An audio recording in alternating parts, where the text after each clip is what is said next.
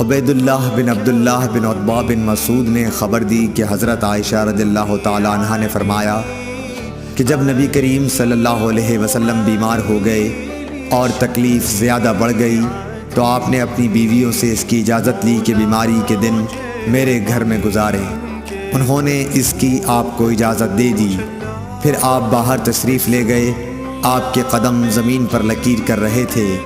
آپ اس وقت عباس رضی اللہ تعالیٰ عنہ اور ایک اور شخص کے بیچ میں تھے، یعنی دونوں حضرات کا سہارا لیے ہوئے تھے۔